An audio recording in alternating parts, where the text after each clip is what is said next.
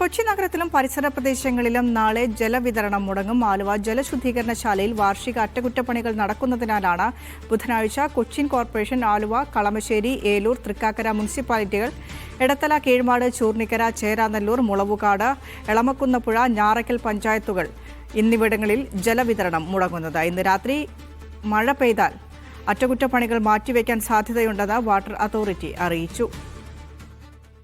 എല്ലാ വർഷവും മൺസൂണിന് മുമ്പ് നടത്താറുള്ള ഒരു പ്രിവെന്റീവ് മെയിൻ്റെനൻസിൻ്റെ ഭാഗമായിട്ടാണ് നാളത്തെ ഷട്ട് ഡൗൺ വർക്കുകൾ ക്രമീകരിച്ചിരിക്കുന്നത്.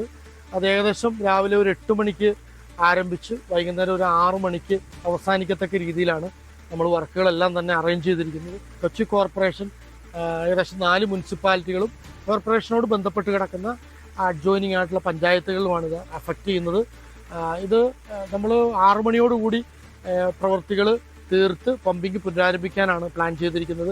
ആ പമ്പിങ് പുനരാരംഭിച്ചാൽ തന്നെയും പാലറ്റ പ്രദേശങ്ങളിൽ വെള്ളമെത്താൻ ഏകദേശം 24 മണിക്കൂറോളം സമയമെടുക്കുന്നതായിരിക്കും.